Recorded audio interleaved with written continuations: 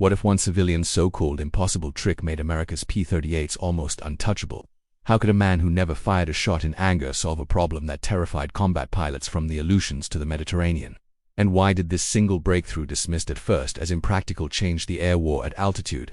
Turning the Lightning from a risky gamble into a weapon the Luftwaffe began to fear.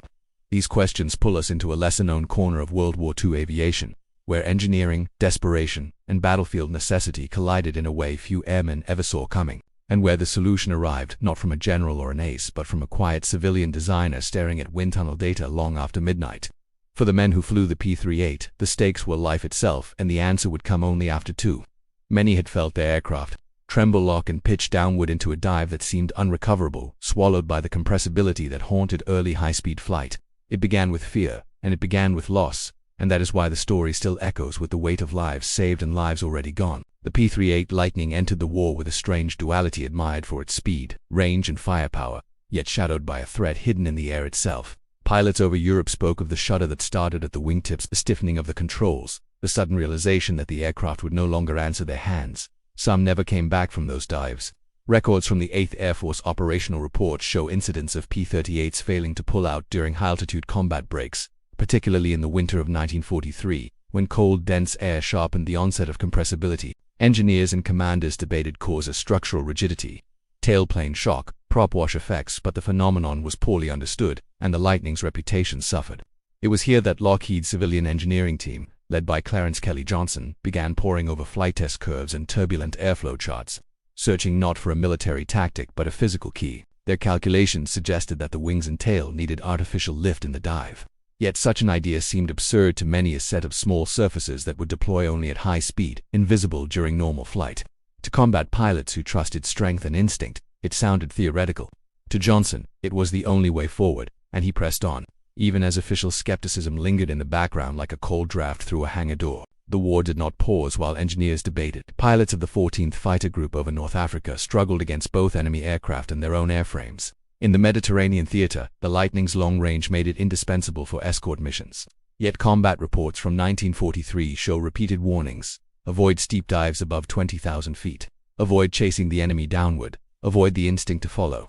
The Luftwaffe learned to exploit this limitation, peeling away near vertical drops, knowing the P-38 might hesitate at the edge of its own envelope. Some historians, including Richard Overy and John Keegan, note that air superiority is often decided not by firepower alone but by confidence, whether a pilot believes his machine will obey. For the men in the Lightning, confidence wavered, and the fear of compressibility crept into every maneuver. Mail from squadrons reached Lockheed, describing funerals, empty bunks, and aircraft simply missing. Engineers felt the human cost in every line of test data. It was no longer abstract. It was grief pressing down like atmospheric weight, demanding a solution that could not wait for theory to mature. And in that pressure, the so-called impossible idea, dive recovery flaps, began to shift from speculation into steel and hydraulics, shaped by hands that would never see combat but understood its consequences. When tonal work at Morak and reports from the National Advisory Committee for Aeronautics (NACA) confirmed the terrifying truth, the Lightning was encountering shock waves forming along its wings at high Mach numbers, locking the controls and driving the aircraft deeper. In those days, the science of compressibility sat halfway between knowledge and frontier mystery. Test pilots risked death to gather data, and some paid with their lives. Clarence Johnson's team, drawing from NACA findings, concluded that small auxiliary flaps under the wing, deployed only during high-speed dives, could shift the center of pressure and restore elevator authority. It was a civilian's answer to a combat problem, and it was elegant in its simplicity. Yet acceptance was slow. The Army Air Forces weighed cost, training time, and field modification logistics. War Production Board coordination added another layer of delay. Meanwhile, squadrons in the 8th Air Force, such as the 55th Fighter Group stationed at New Hampstead, continued losing aircraft in cold altitude engagements where compressibility arrived without warning. Reports from the European winter of 1943-44 describe pilot accounts of the controls freezing solid, the canopy vibrating, and the earth spinning upward in the windscreen. The absence of a solution cast a long shadow, a reminder that technology without adaptation can become a threat to its own side, and that even the sleekest fighter can harbor a flaw invisible until the moment it kills. When the first modified Lightnings arrived for testing, the atmosphere around them felt charged not with triumph, but with the wary hope of men who had seen too much disappointment. The dive recovery flaps were mechanically small, tucked beneath the wings like an afterthought, and yet their purpose was enormous. Early flight trials in early 1944 showed what field reports later confirmed. With the flaps deployed, the Lightning could punch through the compressibility barrier and still pull safely out of the dive. The controls responded, the tremor faded, and the aircraft leveled smoothly instead of burying itself in its own momentum. It was not a miracle, it was physics, precision, and persistence. But for the pilots who tested it, it felt like a door opening where there had once been a wall. Records from the Army Air Force's Materiel Command indicate rapid approval after these tests, and modification kits began flowing to operational units. Suddenly, the Luftwaffe's escape tactic lost its edge. The Lightning could follow, strike, and climb back out. And with that capability restored, the aircraft's other strengths, its twin-engine security, long-range escort endurance, and concentrated nose-mounted armament rose to their full value, like a blade finely honed to purpose. The transformation was quiet, without fanfare, but its impact spread through the air like a change in weather that no one could ignore. By mid-1944, combat narratives in both the Mediterranean and European theaters began to shift. Pilots reported improved confidence in high-altitude engagements, and sortie return rates climbed. Some historians argue that the timing coincided with broader strategic shifts, the growing weight of Allied air power, improved fuel mixtures, and better cold-weather cockpit heating systems. All of that is true, yet the dive recovery flaps stand out because they altered not strategy but instinct, a pilot's willingness to dive after an enemy, to pursue rather than break away, to trust rather than fear. This is not a statistic recorded in official ledgers, yet it shapes outcomes all the same. The Luftwaffe, already strained by fuel shortages, pilot attrition, and the mounting presence of P-51 escorts, now faced a P-38 no longer tethered by its own limitations. The Lightning's reputation began to recover, especially among experienced squadrons adapting to the aircraft's strengths. In North Italy, units of the 15th Air Force used the P-38 to escort bombers over the Alps, its twin engines providing reassurance against weather and distance. In these missions, the dive recovery flaps became not only a tactical advantage, but a psychological anchor, a reminder that the aircraft no longer turned traitor at the edge of its speed. The war did not hinge on a single modification, but thousands of lives moved through its influence, like aircraft banking through cloud layers they once feared to enter.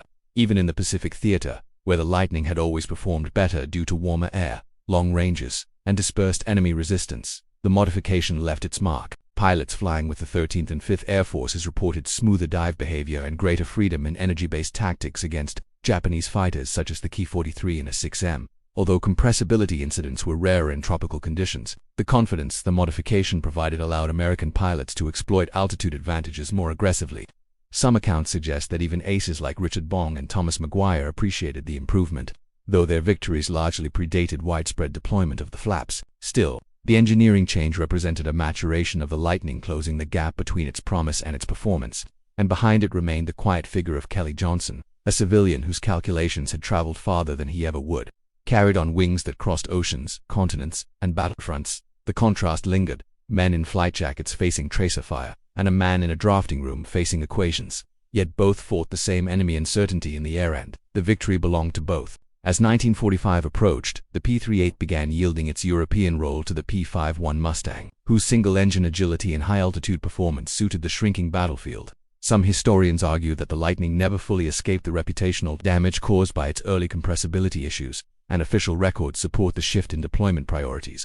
Yet the dive recovery flaps remained a testament to the principle that war is not won solely by valor, but by adaptation, the willingness to change a machine rather than force a pilot to endure its flaws. In squadron diaries preserved at the National Archives, pilots wrote of the relief they felt knowing that the dive no longer meant disaster. Families received fewer telegrams, hangars housed fewer wrecks, and the morning briefing carried less unspoken dread. These are not the metrics of strategy, yet they are the metrics of humanity, and they reveal why a single engineering breakthrough mattered beyond the drafting table. The Lightning finished the war as a symbol of long-range reach, of Pacific dominance, and of the kill that ended Admiral Yamamoto's life, a mission flown because the aircraft could go where others could not. And behind all these achievements lay the solved riddle of compressibility, the invisible barrier broken by elegant flaps conceived by a man who never wore wings. Looking back, the story invites reflection not on triumph alone, but on fragility, how thin the margin can be between a weapon that protects and one that endangers its own. The P-38's transformation reminds us that history often turns not on dramatic moments, but on quiet corrections that allow dramatic moments to occur.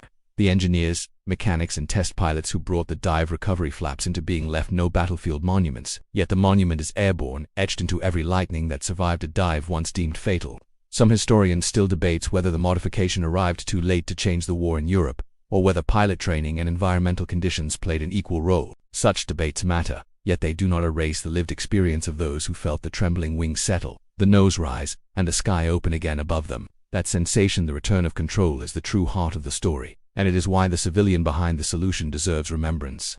His trick was not magic, it was understanding, and in war, understanding can be the difference between loss and return, between a letter sent home in sorrow and a knock on the door in relief. The unanswered question that lingers is simple: how many lives were spared because one man refused to accept that a problem was unsolvable? Records cannot tell us, diaries hint, logbooks imply, and squadron rosters suggest. The truth is scattered across airfields now reclaimed by grass and silence, yet the legacy remains in every preserved lightning. In museums where visitors stare up at twin booms and polished aluminum, unaware of the physics that once threatened to drag that beauty into the ground, the dive recovery flaps sit unnoticed beneath the wings, quiet as their creator, yet carrying the weight of the story. And perhaps that is fitting, because war is filled with names spoken loudly as his generals, leaders, while others remain in footnotes, even when their contributions ripple outward like prop wash across an empty runway. The man who solved compressibility belonged to the latter category, and that humility deepens the meaning of what he achieved. For in the end, the measure of a legacy is not volume, but impact, and his impact flew on the wind of every mission that returned home safely, engines cooling. In the dusk, pilots stepping down onto solid earth with another dawn ahead of them. The story continues into the post-war years, where the echoes of the P-38's transformation reached far beyond the hangars and briefing rooms where pilots once wrestled with fear. When the war ended in 1945, many Lightnings were scrapped, sold, or abandoned on remote island airstrips, their aluminum skins bleaching under foreign suns. Yet the legacy of the dive recovery flaps did not fade with them. Instead, it flowed into the next generation of aviation, into jet testing, into aerodynamic theory, into the dawning understanding of transonic flight. Engineers who had witnessed the P-38's struggle against compressibility carried those lessons into programs that would eventually give rise to aircraft like the Bell X-1, the F-86 Sabre, and later the Century Series fighters. Some historians point out that without the painful learning curve of the Lightning, the United States might have entered the jet age with dangerous blind spots. Others note that the collaboration between Lockheed and NACA during the flap development helped establish the model for post-war aeronautical research as civilian science guiding military need, not the other way around. In this way, the so-called impossible trick extended far beyond World War II, shaping not only the aircraft that followed, but the mindset that innovation must never stop at assumption. The Lightning's pilots were gone from the skies, but the data they generated, and the solution that saved them, continued to fly in the equations that carried aviation forward. Among veterans, however, the memory of the P-38 remained rooted not in theory, but in sensation: the feel of the throttles, the whisper of slipstream through the canopy seal, the vibration of twin Allisons settling into synchronized harmony. For those who experienced the aircraft before and after the modification, the difference felt like the lifting of a weight they had carried alone. Pilots who once feared the steep dive could now choose it, and that choice represented more than a maneuver. It meant agency. It meant mastery. Oral histories archived at the George C. Marshall Foundation contain testimonies from men who admitted that before the flaps were installed, they avoided certain tactics even when opportunity beckoned. Afterward, their confidence returned, and with it came a sense of redemption for a machine they had once distrusted. This emotional arc mirrors a larger truth of war. Soldiers form relationships with their equipment, sometimes adversarial, sometimes loyal, always intimate. The P-38's redemption story is therefore also a story about reconciliation between man and machine, between fear and trust, between survival and possibility. In the stillness decades later, when veterans gathered at reunions beneath restored Lightnings gleaming under museum lights, they spoke quietly about the change, often referring to it not in technical language, but in simple human terms. The plane stopped fighting them and started fighting for them. Preservation efforts in the late 20th century revived the Lightning's reputation once more. Restorers, aviation historians, and warbird enthusiasts sought out surviving airframes from Alaska, New Guinea, and remote Pacific atolls where abandoned P-38s sat half swallowed by jungle vines. Many of these aircraft bore the later model dive recovery flaps, silent testimony to the modification's final ubiquity. Museums such as the National Museum of the U.S. Air Force in Dayton and the Planes of Fame collection in Chino displayed fully restored examples, allowing new generations to see the subtle surfaces beneath the wings that once made the difference between life and death. Interpretive plaques rarely explain the emotional impact of the flaps, focusing instead on specifications: span, weight, horsepower, armament. But visitors who speak with docents or surviving pilots learn the deeper story. They discover that the Lightning was not merely a weapon, but an evolving organism shaped by necessity and insight. Yet with all this retrospective clarity, one question still haunts the narrative. How many men died before the solution arrived? Official records list accident statistics, but the numbers blur into the larger tapestry of wartime loss. Families received telegrams that spoke of training mishaps, operational failures, or aircraft control issues, phrases that obscured the reality of compressibility incidents. Historians acknowledge that the urgency of war often forced innovation to trail tragedy, and the P-38's case exemplifies that pattern. Some argue the modification could have come sooner had bureaucratic caution yielded to engineering conviction. Others countered that wartime logistics, production demands, and data scarcity made delay inevitable. The truth lies somewhere in the narrow space between foresight and hindsight, between what was known and what could not yet be proven. This ambiguity casts a somber tone over the Lightning's journey, reminding us that progress often arrives layered with regret.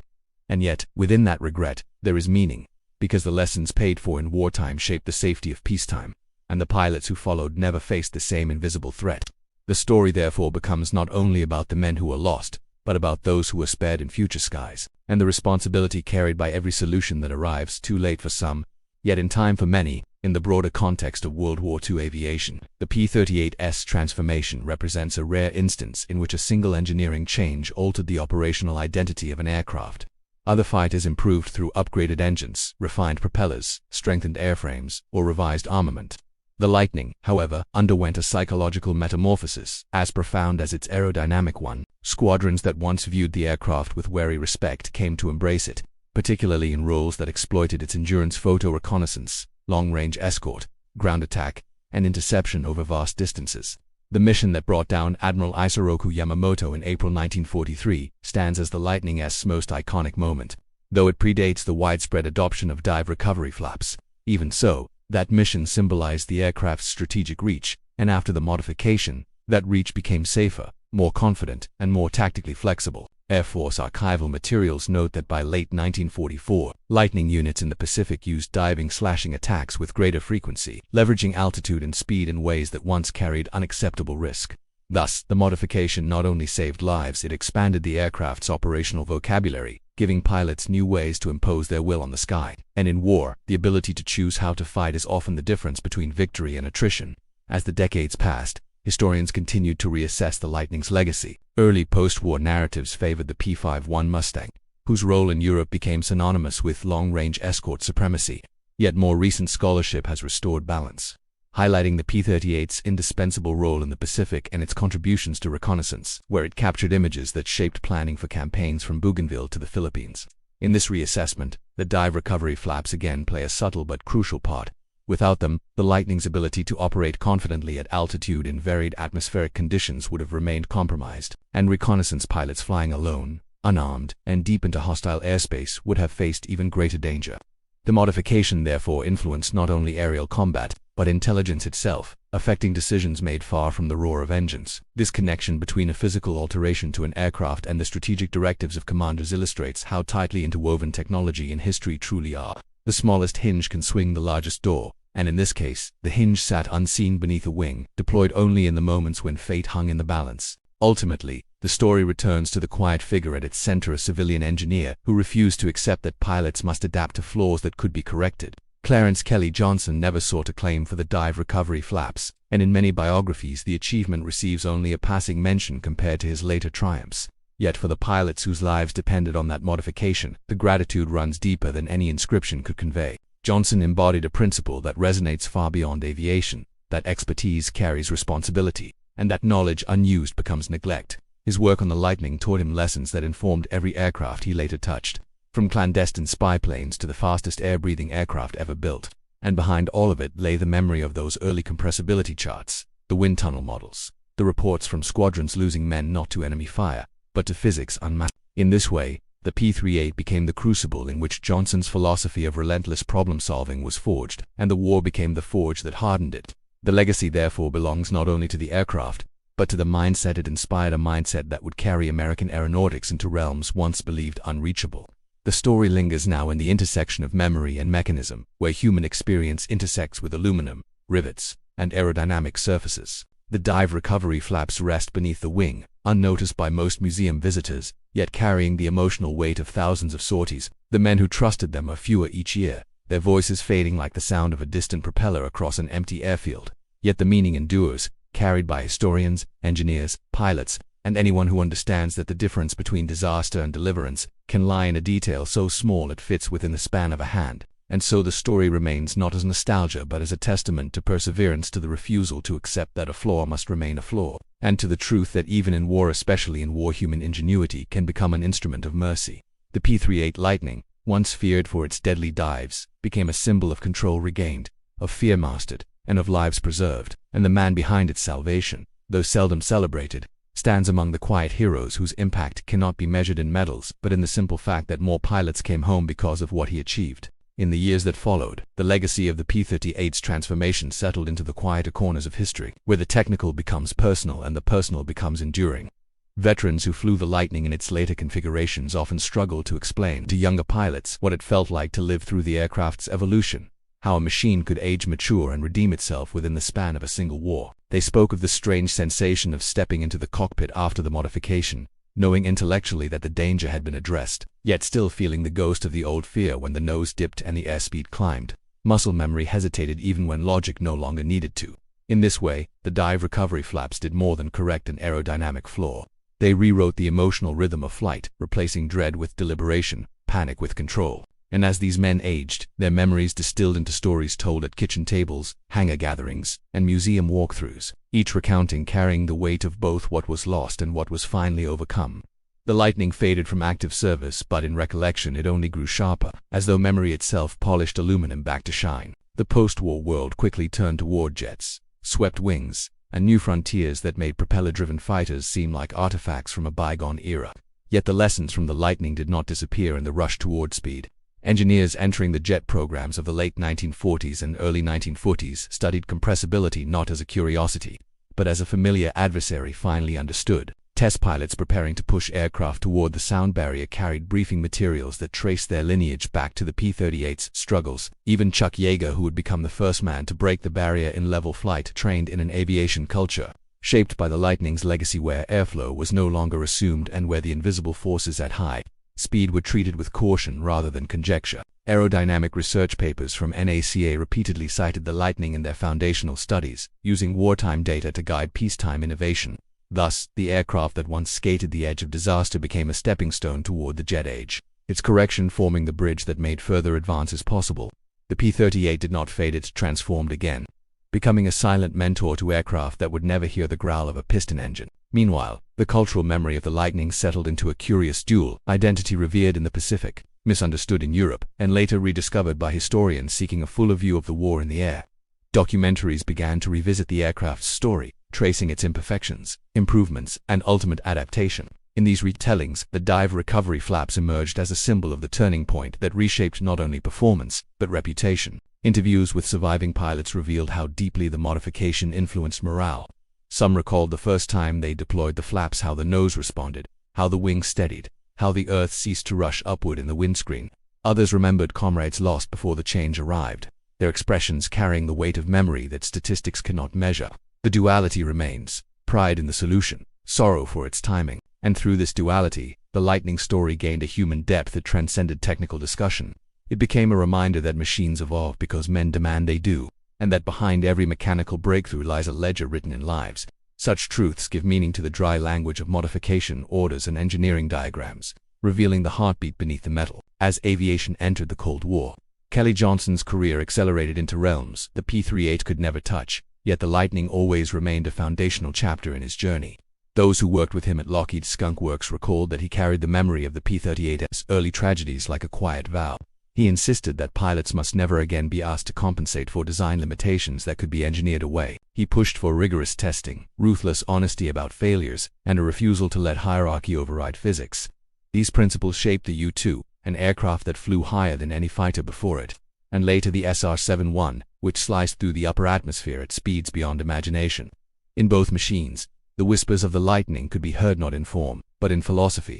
The civilian who saved pilots in a war he never fought now shaped the way a nation watched the world. Intelligence gathered from aircraft born of his design influenced geopolitics, diplomacy, and global balance. And yet, the seed of it all remained rooted in that wartime moment when a flaw in a twin-boom fighter demanded an answer that no one else could see. The arc from P-38 to Blackbird becomes clear only in hindsight, but once seen, it cannot be forgotten. Today, restored P-38s fly only at airshows, their engines rumbling across fields where crowds tilt their heads skyward, unaware that they are witnessing the echo of a turning point. Children see the distinctive silhouette wind booms framing a central pod and feel curiosity without context. Older spectators feel nostalgia, even if they never served. Pilots, especially those who have flown warbirds, feel something different: respect for an aircraft that demanded skill, punished carelessness, and rewarded mastery. When these lightnings dive for the crowd, the maneuver is gentle, controlled, choreographed, a shadow of the danger that once lurked in the same angle and airspeed beneath the wings. The dive recovery flaps remain unnoticed and unneeded, yet still present like a scar that healed. In this setting, the story turns reflective once more. Technology becomes memory, memory becomes heritage, and heritage becomes reminder. The crowds disperse, the aircraft taxis back to its hangar, and the significance of what it represents lingers like the scent of exhaust in cooling air. Some will forget by nightfall, others will feel compelled to learn more, and a few will understand that they have just seen a relic of a moment when physics and mortality intersected in the sky, and engineering tipped the balance toward life. Thus, the legacy of the Lightning's impossible trick resolves into a truth that stretches beyond aviation. That progress is measured not only in performance, but in preservation of life, of mastery, of possibility. The dive recovery flaps stand as proof that even in the most destructive conflict in human history, there were acts of creation that saved rather than destroyed. They remind us that courage and intellect are not opposing forces, but partners, and that the silent workbench can be as vital to victory as the loud battlefield. They also invite us to reconsider how history assigns credit loudly to those who fight, softly to those who prevent the need to fight harder. And in this reconsideration lies a final reflection, that the measure of an achievement is not how many notice it, but how deeply it shapes the world that follows. The P-38 became safer, pilots became surer, missions became possible, and aviation became wiser because one civilian refused to accept that a deadly flaw was unavoidable. That defiance, quiet and technical though it was, resonates still. In the twilight of the story, the meaning of the Lightning's transformation settles into focus not as a technical milestone alone, but as a human inheritance. Those who flew the P-38 are almost all gone now, their logbooks closed, their memories preserved only in recordings, interviews, and fading handwriting. Yet, when their voices are replayed, a pattern appears. They speak not first of victories, or even of fear, but of trust regained, trust earned, trust restored by a change they did not ask for, yet desperately needed. They recall the first mission after the dive recovery flaps were installed, the moment when instinct said to tense and brace, but the aircraft rose smoothly instead, lifting them back into the world that had nearly slipped away. This sensation, this return from the brink, became the emotional punctuation mark of their service. The moment when survival ceased to feel like luck and began to feel like skill once more. And as age softened their recollections, the details of dates and altitudes faded, but the feeling did not. It remained vivid, like the memory of cold air on a bare cheek at altitude, or the tremble of metal under strain, or the relief of leveling out above a cloud deck glowing with dawn. In this final reflection, the story expands beyond aviation and touches the universal truth that every generation inherits knowledge purchased by those who came before. The P-38's journey from innovation to flaw to correction to legacy mirrors the arc of human advancement itself. We proceed, we err, we learn, and we refine, always at a cost measured not in theory but in experience. The dive recovery flaps remind us that progress is seldom linear, and that breakthroughs often arrive only after the consequences of delay become unbearable. They also remind us that war, for all its destruction, can accelerate understanding that later serves peace. The pilots, who survived because of the modification, returned home, raised families, pursued careers, and lived the long lives denied to so many others. Their children and grandchildren walk the earth unaware that a piece of metal beneath the wing of an aircraft once determined their existence. This unspoken lineage gives the story its final weight not in spectacle, but in continuity. The quiet civilian who solved compressibility never knew their names, yet his work shaped their futures, just as innovation today shapes the lives of those yet unborn. And so the narrative closes where it began, with a question, though now changed in tone. Not the urgent question of how one civilian's impossible trick made America's P-38s almost untouchable, but the deeper question beneath it. How many turning points in history passed by unnoticed because their triumph was prevention rather than display? The Lightning's salvation was subtle, its brilliance tucked beneath the wing, its legacy hidden in the absence of tragedy. Yet that absence is its monument. Every mission that ended safely, every pilot who walked away, every family spared the telegram, these form the quiet memorial to the breakthrough that turned fear into mastery. The final truth is simple, and it lingers as the engines fall silent and the hangar lights dim. Sometimes the greatest victories leave no ruins, no wreckage, no smoke, only the continued beating of hearts that might otherwise have stopped. And with that realization, the story of the Lightning and its impossible salvation comes to rest, complete, remembered, and still echoing in the skies where it once carved its path through danger into understanding. If you've stayed to the end, you're one of the few who still wants the truth. Subscribe, and together, We'll uncover every secret the Second World War tried to keep buried.